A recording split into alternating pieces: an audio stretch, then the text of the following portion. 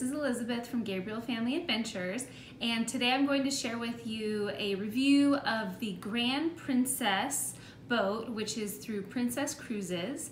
We were scheduled to go on a 10-night Mexican Riviera cruise over Christmas, and it ended up turning into an 8-night Mexican Riviera cruise, so I'll explain kind of how that happened, a little bit about the boat itself and what we thought of our experience on the boat and on various excursions that we went on, and in the end I'll share with you kind of our overall assessment of our trip and whether or not we will be cruising with Princess again in the future. So here we go.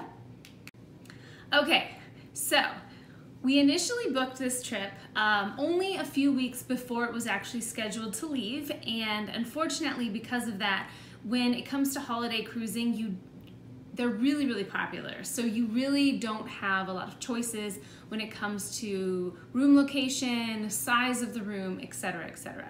So we booked a basic balcony room and we got kind of last on the list, and that was fine. But what was interesting is what happened to us over the course of the trip. So about 2 days or 3 days before we were scheduled to leave, we get an email saying that the cruise has been delayed by 2 days and shortened by 2 days.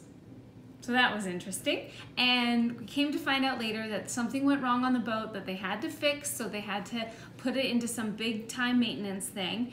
And so what they did was they decided to shorten our trips so that way all of the other trips that are scheduled, months and sometimes years in advance weren't imposed upon. So it was just us.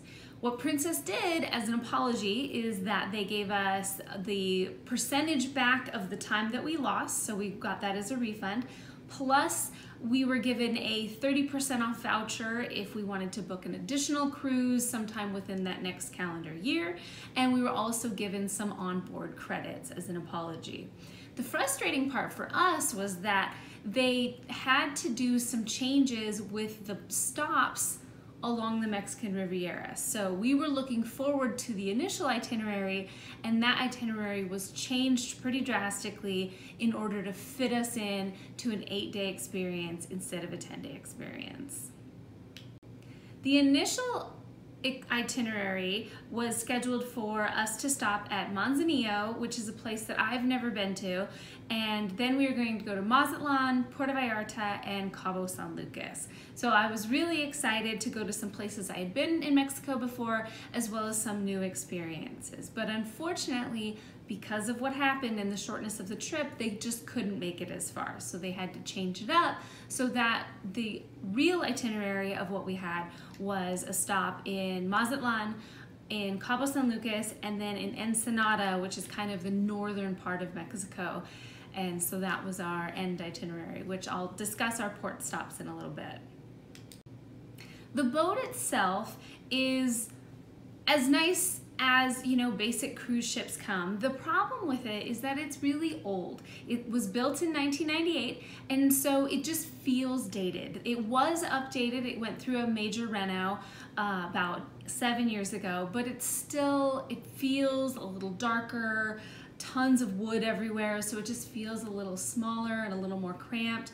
And it also is significantly more geared towards an older clientele.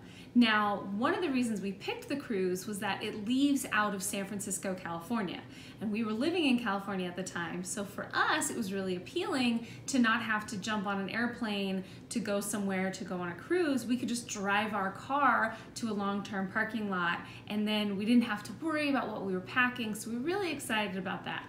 But I think that the ship itself, because it's dated and because of kind of who tends to choose the cruises that leave out of the port of San Francisco. So I read that the Grand Princess goes to the Mexican Riviera, and it also heads up north to Alaska. So it tends to be an older clientele, not as many kids, and so there's not as much for the kids to do on the ship itself. They do have a kids club, but the kids club has a very strict policy of only allowing 3-year-olds and older to be checked in. And when we were traveling, our little guy was 2 years and 11 months old. and he was not allowed in the kids club, even though he was fully potty trained, all that good stuff. He couldn't go in. So he was our little companion for the 8 days, which was fine. And our daughter, who's 2 years older, she loves the kids club because she loves arts and crafts. She could be there all day. And so it was a really fun experience for her. But unfortunately for our son, he was kind of stuck with us. And because there aren't a ton of kid things to do for especially his age, after a while he was getting kind of some cabin fever. Another interesting thing that happened on this particular cruise is that when we all boarded the boat and we went through our emergency procedure and kind of the standard things, we were scheduled to depart and we didn't. And so we were sort of staying in the port of San Francisco, and you know, everyone's really excited about going on a Mexican Riviera cruise, especially in December. It's cold, and even in California it gets cold. And so, you know, we were in our sweaters and our jackets and our pants, and so we were ready to get moving on south and get some warm weather. Well, the boat didn't leave for hours and hours. We finally got an update saying that they were still working on something, and so we weren't scheduled to leave until sometime in the middle of the night, early morning. What that meant was that they had to make up time. And so when they did leave, they were hustling. So the boat was going as fast as I think a cruise ship can go pretty much the entire trip. So what that meant was while we were at sea, we were moving, and so even the pools that our little guy could have swam in, by the time we got far enough south so that it was warm enough for him to get in the pool was kind of sloshing all over the place because we were going so fast.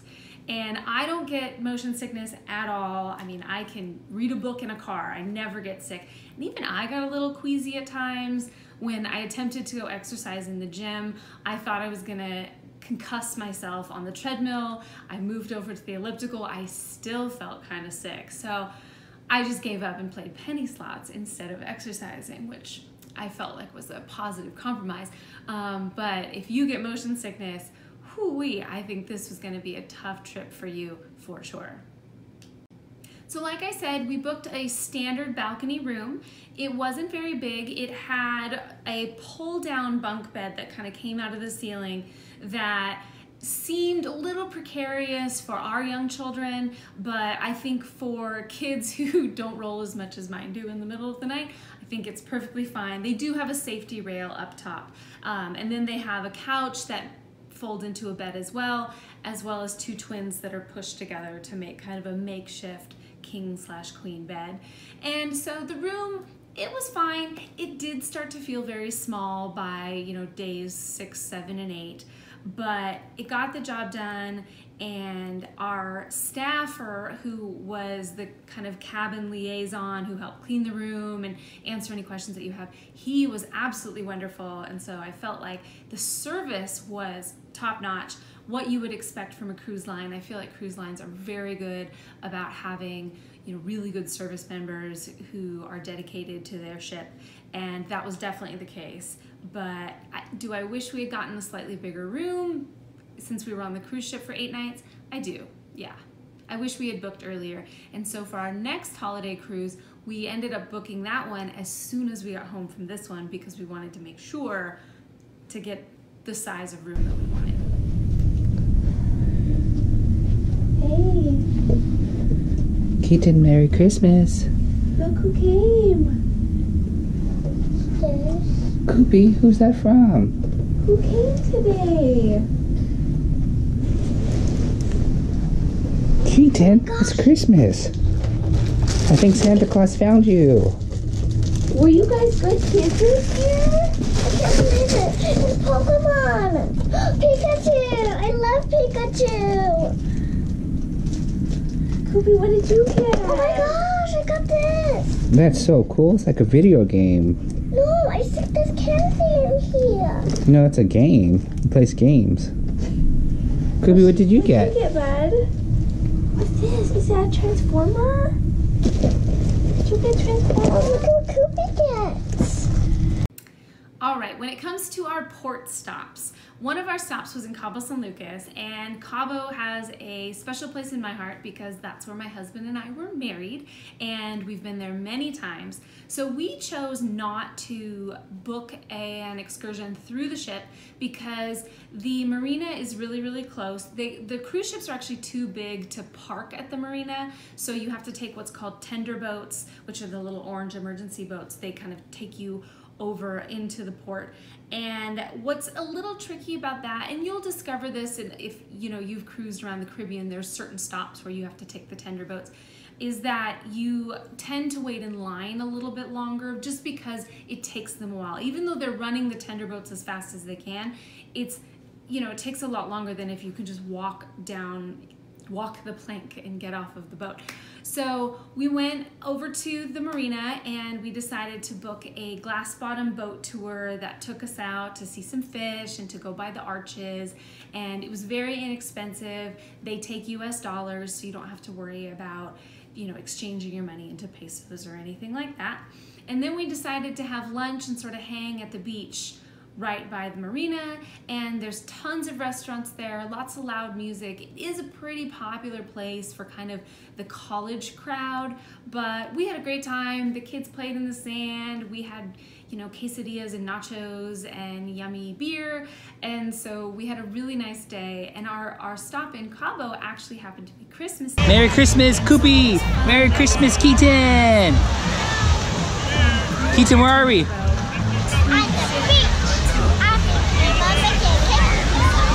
What country are we in? Santa Barbara. Mexico! What'd she say? Santa Barbara. Hey, Koopy, where are we? Koopy Loopy, we're at the beach. How old are you? How old are you, Keaton? 5 now. Still sleeps with in his bed 2 years later and loves dearly. So I thought that was really sweet, and my kids just couldn't believe that Santa found us. How exciting. Another port stop we had was Mazatlan, Mexico, and Mazatlan, I feel, is a little more kind of authentic, down to earth, not as corporate as Cabo and Puerto Vallarta that have been just significantly more developed. I think it's such a sweet place, and so there, it's somewhere that I hadn't been since I believe 1999. I used to go with my family once a year. We had a timeshare in Mazatlan at this tiny little resort, and so that brought back a lot of fond memories, and I was excited to get to share that experience with my family. And so we booked through the cruise line, we booked an excursion that took us on a bus tour just around Mazatlan, showed us a few of the important sites that are significant to the history of Mazatlan, as well as the economy of Mazatlan. And then we went to a resort where we had access to the pools, to the slides, the beach. There was a buffet lunch. The food was just okay at the resort, but the kids had a blast. So, if you're traveling with kids, you don't have a ton of options with excursions. They're not gonna necessarily wanna go to museums and learn a ton of history or go on some, crazy strenuous hike. So it definitely got the job done, and they were happy, and we came back to the boat tired and ready for a nap. So I think that was the goal of the day, and that was definitely achieved. Our last port stop was Ensenada, and Ensenada is a place that my husband had been to before, back when he was in college and kind of road tripped down. We were a little tired at that point and not really excited about the excursion options, and so we left the boat, got on a bus that was supposed to take us to kind of a little downtown shopping area, and it just didn't seem like a lot of fun for the kids. They weren't really in the mood. So we ended up staying on the van and going back to the boat. And we hung out on the boat, and what was nice is that we actually got to swim in the pools on the boat because the boat wasn't moving, and so it wasn't rocking and rolling all over the place. So we swam in the pools and hung out, and we made the day of it that way. Because it was an 8-night cruise, and we sort of cut off one of our port days and there were only 3, it was a lot of time on the boat. And so even though it is a large ship, about 3,100 passengers, you start to run out of things to do after a while. So by the time day 8 arrived and we were getting ready to be back in San Francisco and disembark, we were actually ready for the cruise to be over.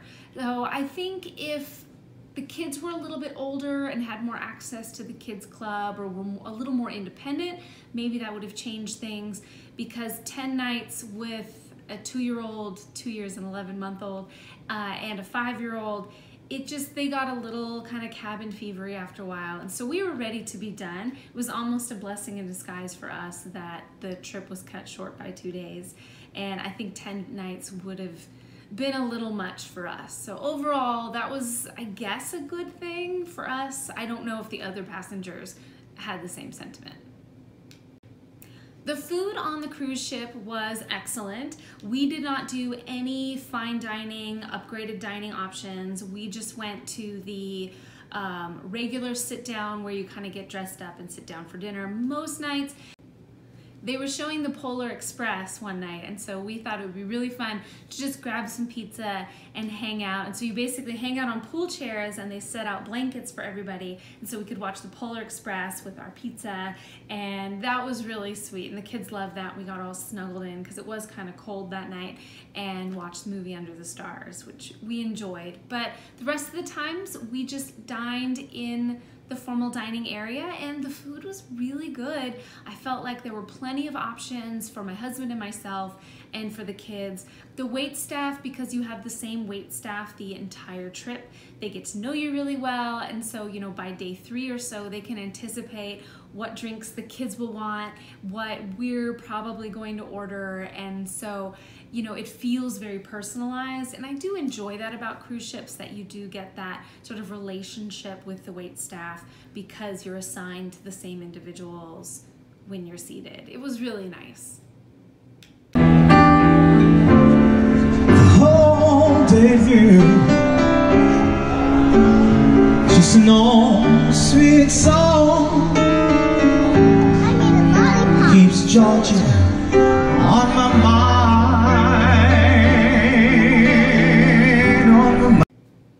Okay, so will we sail Princess in the future? I don't know.